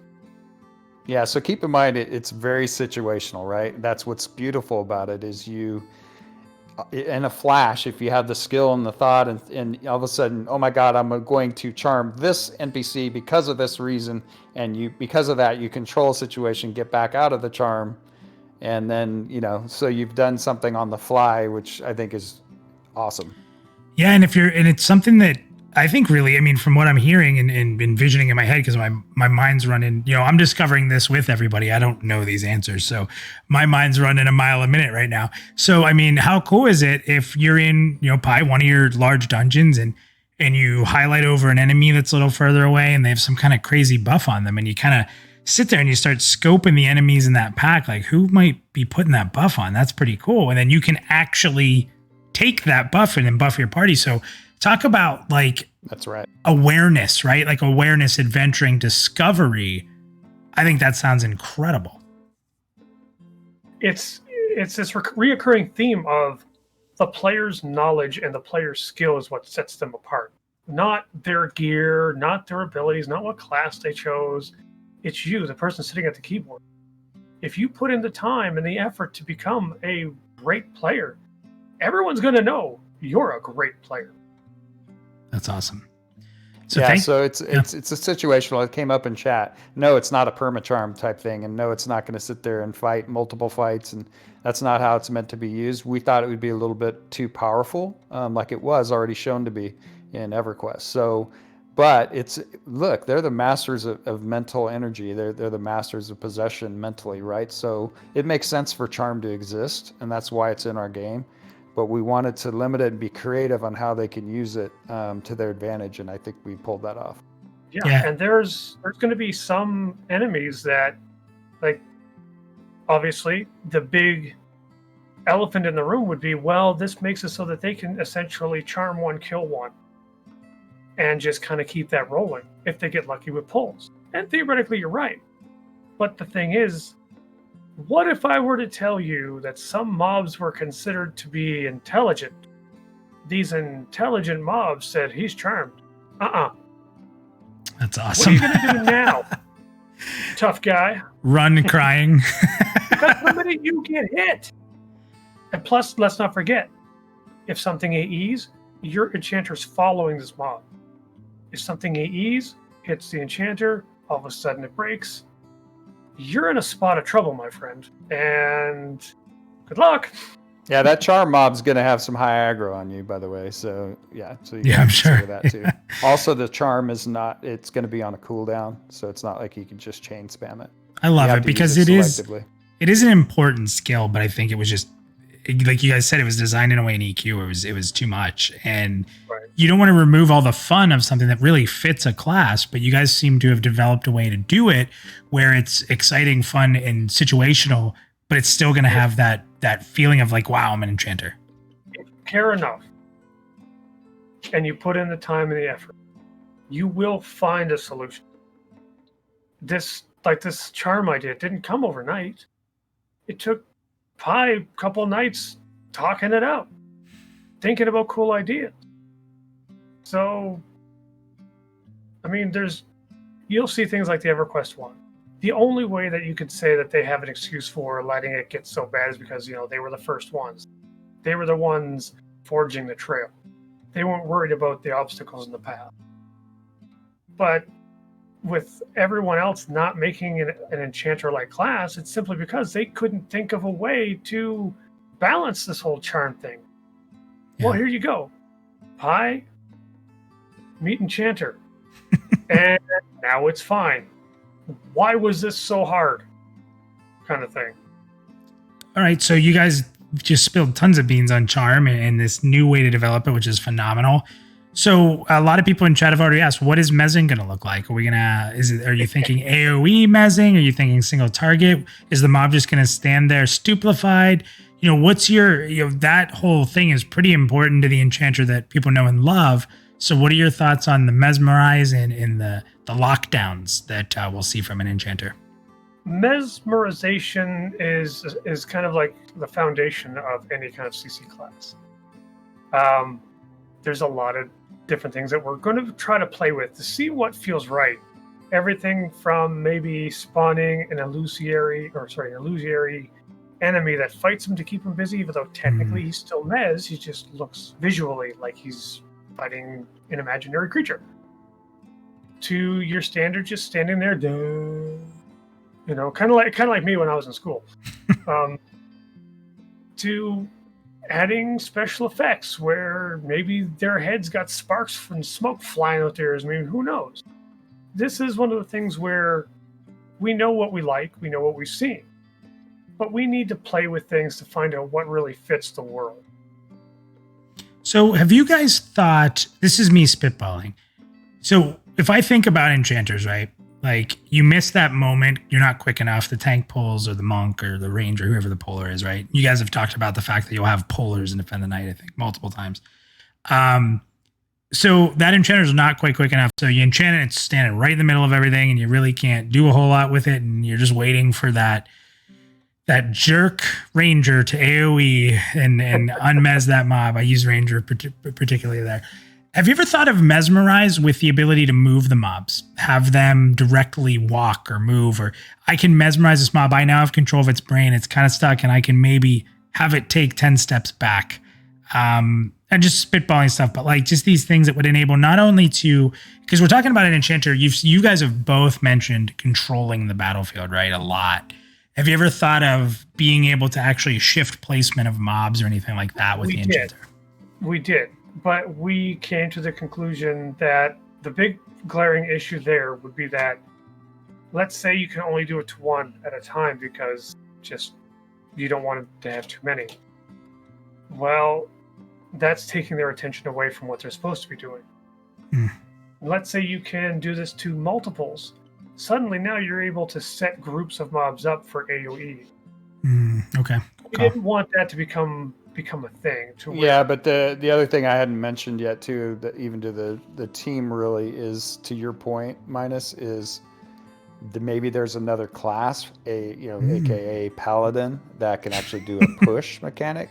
Okay. Or some kind of, so it's not necessarily the enchanter that can do it. They can lock it down, but another class can step in and do the second part of that cleanup. Yeah. And it sounds like there might be a little bit of, sorry. Yeah, it's one of those things where the mechanic is sound.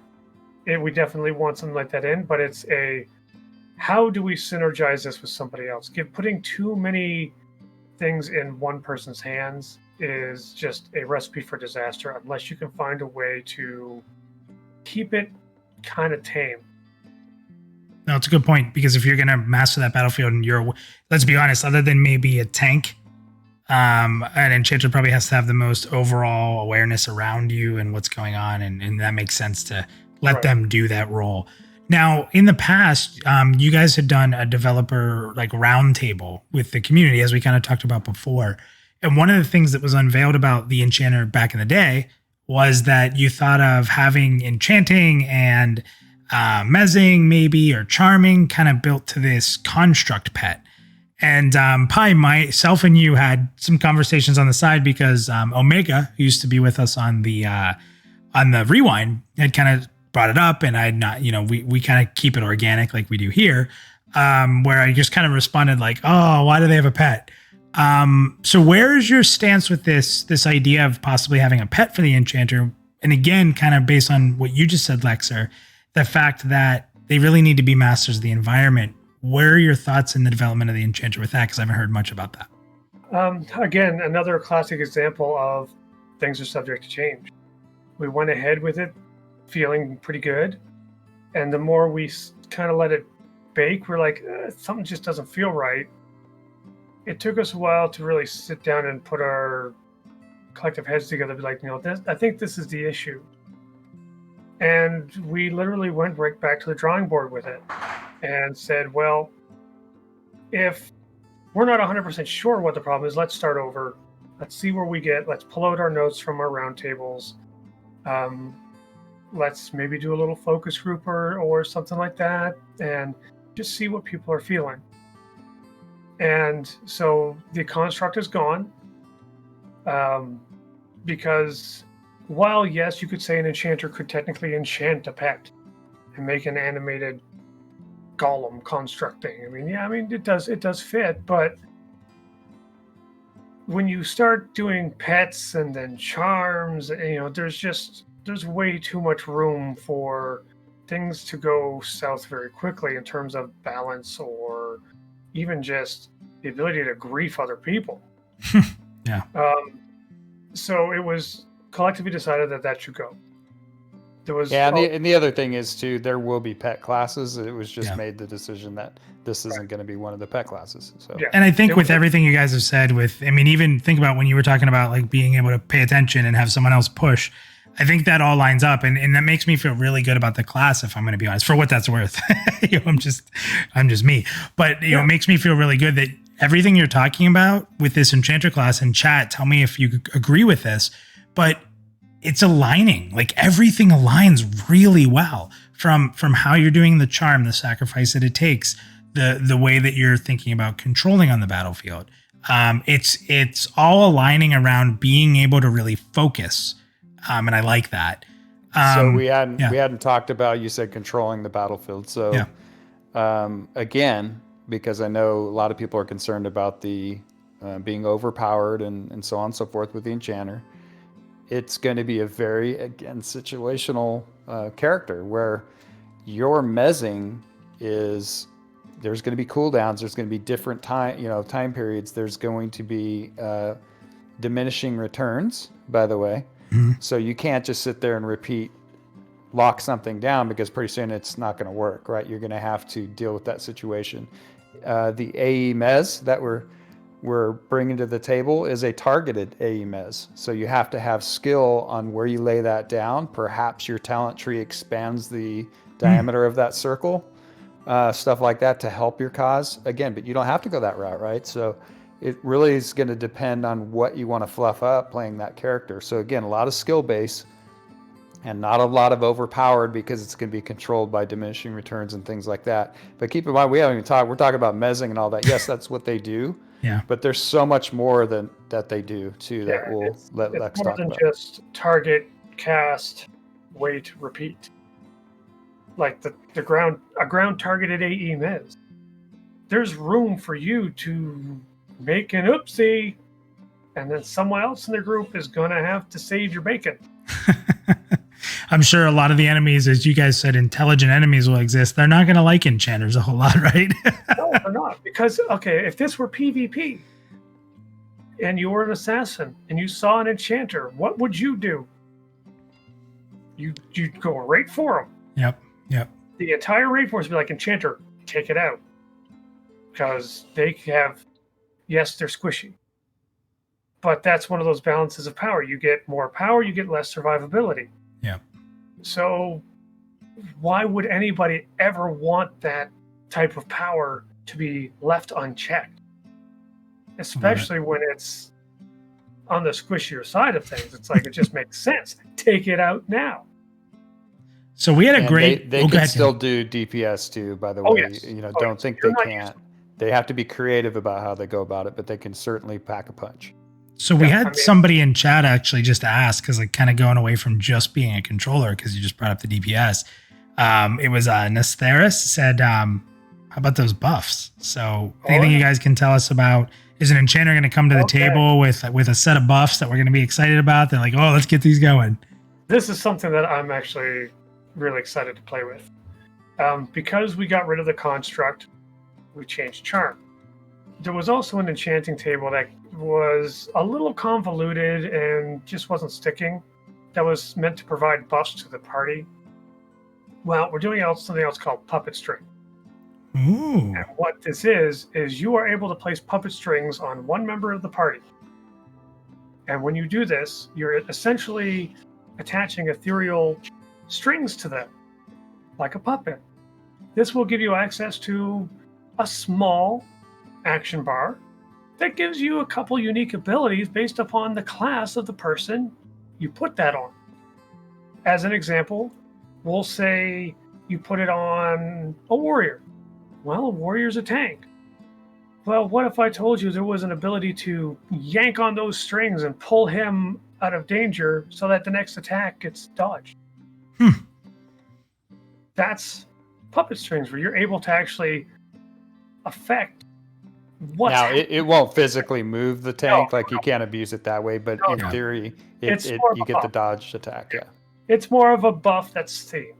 That's awesome. So you can directly affect the performance of other people in the group to a very large degree. I mean, being able to control a single dodge for a tank is pretty big, especially when you know a boss has like what we call tank killers. Yeah. You know, it's like, oh, look, we're fighting some big kind of rock monster. He's go 2 hands over his head. Okay, yank them strings. And now he dodges the next attack. Boom, nothing. Ha ha ha. You just saved the tank's life.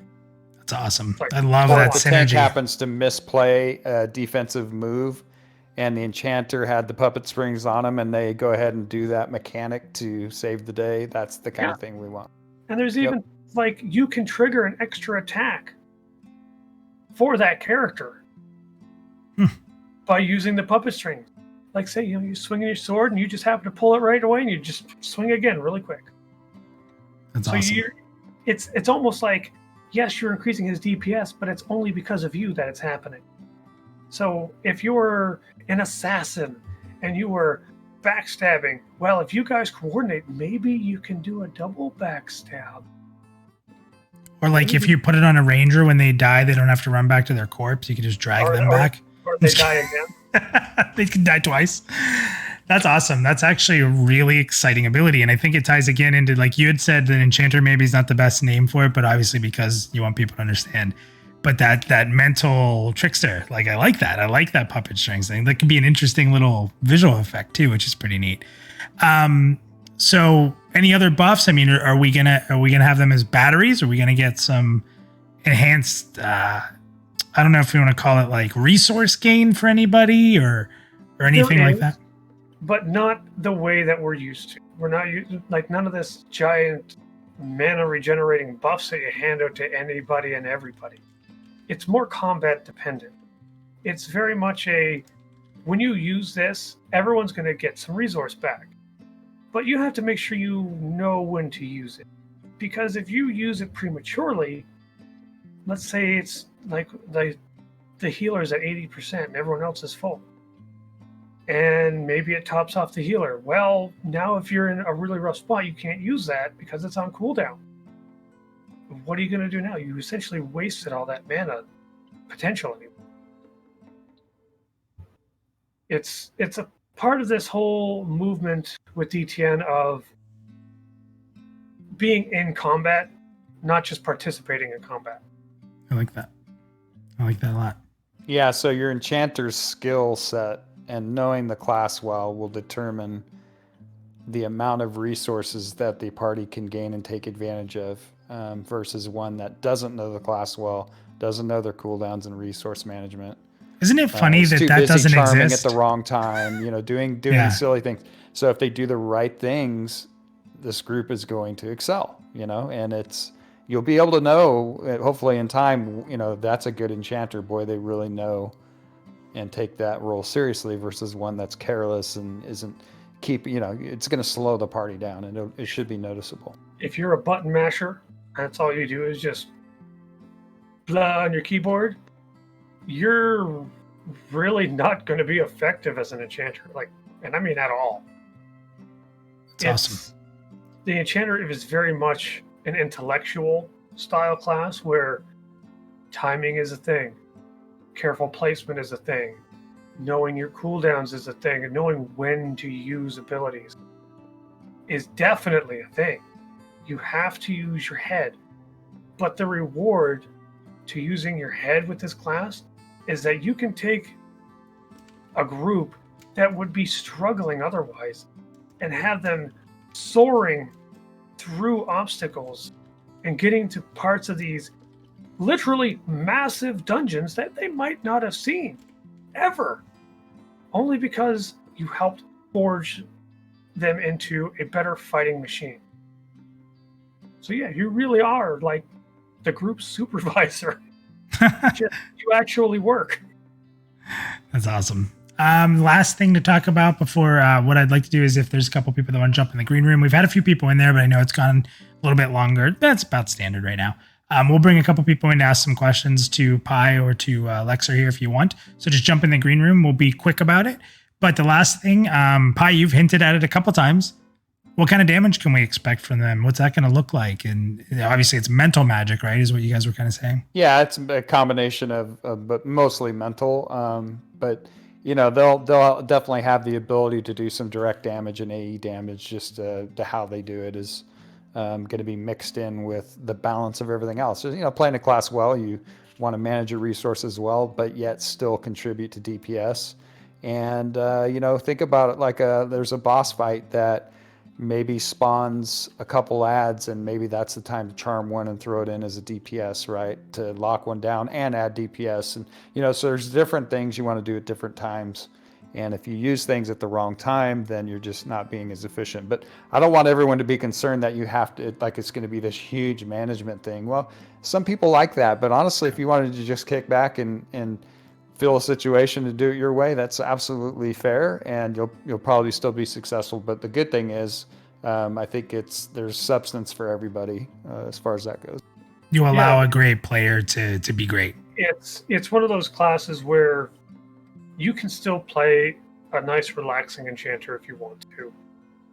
But if you're the kind of person who's a min-max, or they really like to push the limits of their abilities, or really see how far this group can really go, this is definitely going to be a class for you, because you will be that turning point between a good group and a great group.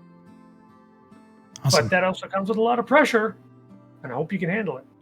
So my last question, I think I know the answer. I'm just guessing from what we've talked about, all the different theory crafting we've done on classes and what you guys have shared with us here as a community. Is it safe to say that with all these amazing group benefits that you're going to get from being a really strong Enchanter, that you'll get some sacrifice when it comes to the soloing game? Absolutely. Awesome. Nothing in DTN. I mean, granted, you're always going to be able to go back and kill things that are, quite a bit lower than you. Because even if you're waiting for friends to jump online, you need to have something to do. If you like to kill things, then, there should be an option there.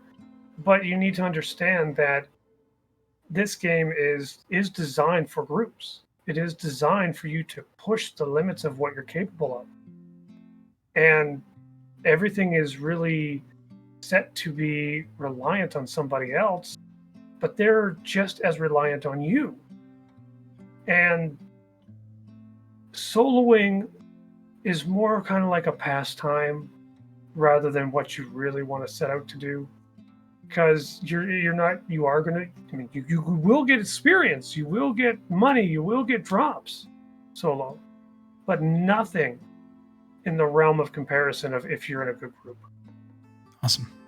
Well, we're going to be a huge dungeon crawl game, and you can expect you'll need a group to do our dungeons. But I love it. I don't want to discourage anyone that the open world stuff. You'll be able to go out there and solo and pockets of you'll discover what those areas are. There are some nights, that you just, I'm one of them. You just don't want a group, and you just kind of want to do your own thing. Guess what? There's going to be so much horizontal stuff to get involved with, from fishing to crafting to gathering, lore quests, you name it. Soloing, you can go to areas solo, try to get some drops that you need for some things. There's options, so you don't always have to group. And then also a big deal to us that we talked about recently, I think the three of us, is having a very good group finding mechanic and that management of how, so you're just not sitting there looking for a group for an entire hour or two. That's stupid. So we've got to figure that out too. Yeah, and to those of you that, you hear LFG Finder or anything like that, and you kind of freak out, let me tell you this. I've always been an advocate, and you can go back to old VOT videos from 4 years ago. I still say this. LFG tools are great in theory, but no one's ever bothered to really put the time in to do it right.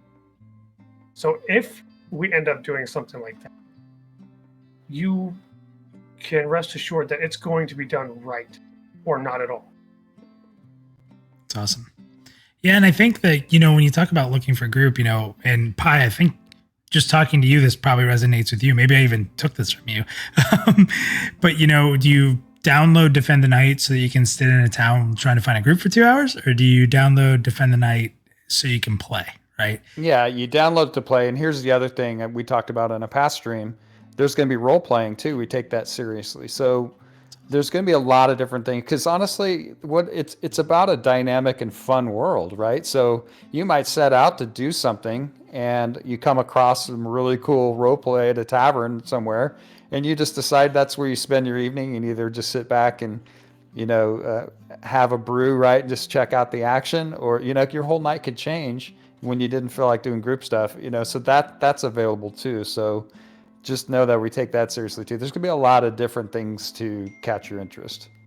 Awesome. The one thing that we really pride ourselves on with Ninja Loot Games is that while I'm a big raider, a big dungeon guy, not so much of a min-maxer anymore, just not the time, we always try to look at things from the other side of the fence. I've never been a crafter. So what would it take to make me into a crafter? I don't like fishing. So what would it take to get me to like fishing? While still keeping fishing enjoyable for those who love it. I think dynamite is probably what would work for you. If you could fish with dynamite, I think you'd like that. There is a spell called Meteor, right? It's just this thing of, just because I'm one way doesn't mean that the people opposite to me should be treated any differently. Yeah, fair. All right, well, let's bring Drac in. He's been in the green room. He wants to ask a question. Let's bring him in. If anyone else wants to jump in, please do. I know this has been a little longer. We typically do about an hour and a half show like this. We're going about 2 hours. I do really thank you, Leksur and Pyye, for dealing with me for 2 hours. We also have a reveal that we'll get to. We have a special skill reveal. Okay. All right. So let's get Drac in. Drac, we're bringing you down in right now, and then we'll get to the special skill reveal, which I'm pumped to hear that. Nice. So Drac, here you go. I'm coming in now. Drac, welcome to the stream. Also, welcome to Pantheon Plus, buddy. Thank you very much. Super excited to be a part of Pantheon Plus, and super excited to be a part of the stream today and talk to Leksur and Pyye. Awesome. So what's going on, man? What question did you have for him? I love the intelligence casters and what I like to call the pure ranged casters. So my question will be about the wizard. For when you say utility, I always like the wizards that are really mobile. So does the wizard in Defend the Night have like mobility spells that allow them to kind of warp around? Absolutely. Oh yeah.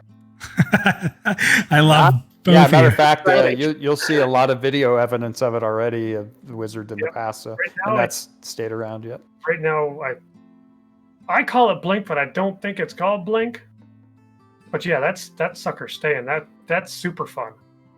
Awesome. Yeah, it's a super fast gap closer or distance creator. So it's pretty. Well, you can use it for both. It's a warp. That's good. It's not your typical you press it and you zip forward 20 meters. It's literally like if you're strafing to the right and you use it, then you're going to teleport in that direction. So it's very much directional. And I think that's one of the reasons why I have so much fun with it. Yeah, it's cool because you can throw down an AEI, slow everything down, then warp away, and then have distance to do DD and stuff like that. It's cool. Awesome. Anything else, Jack? You mentioned some crowd control for the wizard. Do you want to expound on that? There's a couple different things that we're going to be exploring. Things that are, stereotypically very root-ish, where you trap them in a block of ice. Things of that nature. But we're looking to try to mix it up just a little bit. Like, if you're trapped in a block of ice, maybe when you break, you have a little bit of a slow. Things like that, where it's what you would expect, but more than you expect. Yeah, so it's the typical utility stuff to allow you to control singular type situations, maybe one or two at a time, however you balance that. But obviously not the masters of like an enchanter or something like that. They'll do in a pinch. But if you want some serious lockdown happening, then probably going to want to call an enchanter. Awesome. Well, Drac, thank you, sir. Thanks for having me. All right, man. Take it easy. All right. So, guys, it's been a heck of a time. We've gone on about 2 hours talking to you guys. I could talk all night with sometimes what happens when we're off air. So I really do thank you. And Pyye, we threw you right to the wolves. We're like, hey, what are you doing? You want to come on? And you're like, okay. So He still has his very, very special and unique ability. all right. So yeah, that's what we'll end with. Well, not end with it, but we'll end on that topic. So go ahead. Let's hear it. I'm excited. Okay, so this is a skill reveal, and I just want everyone to realize the creativity we're trying to use here. So I've mentioned it before on streams. One of our game is dark fantasy, and when we say dark fantasy, the word dark is going to come into play. Leksur and Nolwein, who's our lore master, just got a run through of our dungeon that I'm almost completed. It's called Frozen Minds of Tormented Souls. Now you guys get a lot of spotlight in Seditious Sanctum. I am loving this other one as well. This thing's gonna be crazy, and I'll also reveal it. It has a dungeon within a dungeon, so it's a mini dungeon within this dungeon as well. That'll be on the high end of finishing that dungeon. So the reason I'm bringing this up is there are going to be dark areas on purpose that you cannot get around with the gamma adjustments and things like that. So you're going to hit these pockets of darkness. You have a couple options. You can try to face roll it and go through there, and you know damn well there's going to be mobs in there you're going to have to deal with that you're not going to be able to see. Or you can go around it. You could try to run through there and get to the lighted side and maybe lock them down if you have an enchanter. You know, who knows, but it's always risk, right? So we have abilities and mixed into these classes, Wizard being one of them, Cleric being one of them, Enchanters now one of them, that can illuminate this darkness and reveal what's hidden within a range, right? Depending on the size of this darkness, will determine how you navigate it. So we're going to reveal how the Enchanter brings a utility in order to deal with this, these places of darkness. So the Enchanter will have an ability that's called Skull Flare, and that was voted on within our team. So Skull Flare. So it is a charm ability where it's fairly limited. So you charm a mob, and again, based on charisma or whatever, will determine whether that breaks early or not. You'll be able to charm an NPC, and you'll be able to control it. You'll be able to tell it where to move, and while it's charmed, it's going to take mental damage that will be flaring out of the eye sockets and ears, doing an illumination effect, and you can control it by sending it into the darkness, however you want to run it around, and it will illuminate those mobs, and you can bring it back. And when that breaks, now here's the risk reward, is if it breaks early, that mob's pissed off. So if you send it in the darkness and it breaks early, you've got everything around it coming at you, and probably you as the Enchanter, because you have the aggro, at least on that one mob. But obviously you control it through your talent tree and through charisma and things like that. You know, you can rest assured you probably have so many seconds. And so you send it in there, you bring it back, you kill it off, you have those mobs illuminated, you deal with them. And then, it'll be on a little bit of a cooldown. But it's a really cool utility. You can't fight with it. You can't do anything. It's strictly used as like a mental battery that you send in for those pockets of darkness. I love it. That's awesome. What they used to do in old coal mines, put the canary on the stick, and yeah, it kills over, you stop going, you leave. It's kind of like that. You're just sending a mob into the darkness. Open for the best. Yeah.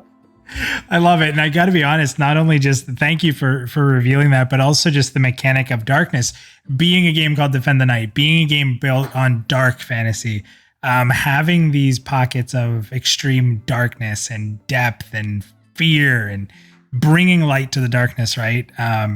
It just fits the whole thing so well. And I'm excited not only to get lost in the dungeons, but to be lost in the dark in a dungeon. So, I'll answer that by saying that in the world as a whole, the darkness is gonna come after you. Oh, I love it. Well, guys, thank you so much to everybody who hung out with us tonight. Leksur, as always, thank you. Thank you for everything. Pleasure, as always, my friend. Pyye, thank you for jumping in. Nolwein, thank you for jumping into chat and chatting with everybody and showing your excitement. And Scribbles, thank you for highlighting the different classes and getting the information out there to the community. Please, guys, it's been linked a bunch of times. Check out the website. Get in that Discord. You can help me vote for Assassin, although in our poll, I'm the only one who did. Apparently, my propaganda marketing did nothing for us, but that'll show you my power there. But it looks like all the hippies are out tonight because the hippies won the poll somehow. Maybe just because there's 2 classes. I mean, that's not... Maybe. If you divide it by 2...